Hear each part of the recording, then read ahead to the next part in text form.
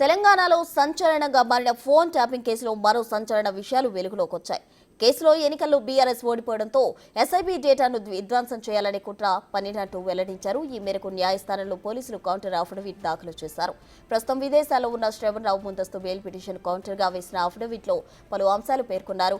ప్రభాకర్ రావు, రాధాకిషన్ రావు, Bhujanga Rao, Tirupathanna, Shravan రావులు phone tapping అంశాలపై పలు సందర్భాల్లో భేటీ అయినట్టు వెల్లడించారు. ఎస్ఐబీ కార్యాలయం, Begumpet Haritha plaza hotel, marigold hotel, జూబ్లీహిల్స్లోని శ్రవణ్ రావు ఇంట్లో ఈ సమావేశాలు నిర్వహించారని వివరించారు.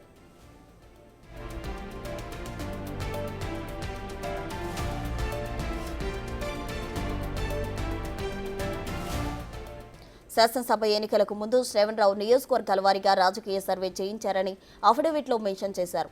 ఆ సర్వేలో బీఆర్ఎస్ కు 50 సీట్లు దాటే పరిస్థితి లేదని ప్రభాకర్ రావుతో జరిగిన మీటింగ్లో శ్రవణ్ రావు వెల్లడించారని తెలిపారు. ఈ క్రమంలోనే వ్యాపార వర్గాలు, నిర్మాణ రంగ కంపెనీల వారు బీఆర్ఎస్ ప్రత్యర్థులకు పంపే నగదుపై దృష్టి సారించినట్టు వివరించారు. రాజకీయ నిఘా కోసం శ్రవణ్ రావుతో తరచూ సంప్రదింపులు జరపాలని ప్రభాకర్ రావుపై అప్పటి మంత్రి హరీష్ రావు ఒత్తిడి చేశారని పోలీసులు పేర్కొన్నారు.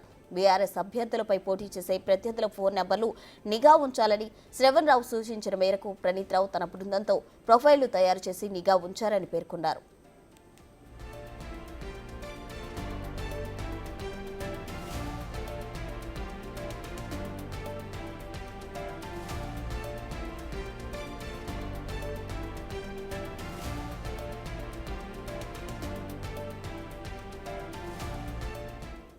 తెలంగాణలో సంచలనంగా మారిన ఫోన్ ట్యాపింగ్ వ్యవహారానికి సంబంధించి కొత్త విషయాలు వెలుగులోకి వచ్చాయి. దీనికి సంబంధించి పూర్తి వివరాలు మా ప్రతినిధి సురేష్ అందిస్తారు. సురేష్, ఫోన్ ట్యాపింగ్ కేసులో హైకోర్టులో పోలీసులు ఒక నివేదిక కౌంటర్ దాఖలు చేయడం జరిగింది.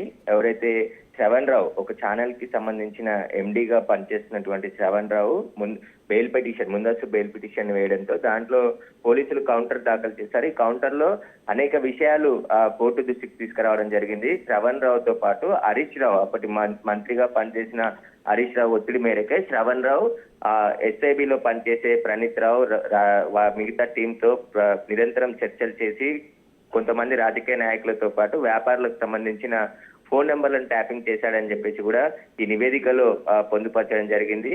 అంతేకాకుండా బీఆర్ఎస్ ఓడిపోతుందని చెప్పేసి శ్రవణ్ రావు చేసిన సర్వేలో బయటపడడంతో ఇక ప్రత్యర్థులు ఎవరైతే కాంగ్రెస్ పార్టీ నుంచి పోటీలో ఉన్నారో వారికి సంబంధించిన కదలికలతో పాటు కాంగ్రెస్ పార్టీకి పార్టీ ఫండ్ అందించే వ్యాపారవేత్తలకు సంబంధించిన నెంబర్స్ అన్నిటిని కూడా ట్యాపింగ్ చేసి ఎప్పటికప్పుడు సమాచారం ఇవ్వాలని చెప్పేసి కూడా హరీష్ రావు శ్రవణ్ రావుపై ఒత్తిడి తేవడంతో శ్రవణ్ రావు ఎస్ఐబి చీఫ్ ప్రభాకర్ రావుతో పాటు ప్రణీత్ రావుతో నిరంతరం ఫోన్ ట్యాపింగ్ చేయించి వారితో మీటింగ్లు ఏర్పాటు చేసి సమావేశాలకు సంబంధించిన ఏర్పాట్లు కూడా శ్రవణ్ రావే చేశాడని చెప్పేసి కూడా పూర్తి నివేదికను కోర్టులో కౌంటర్ రూపంలో దాఖలు చేయడం జరిగింది.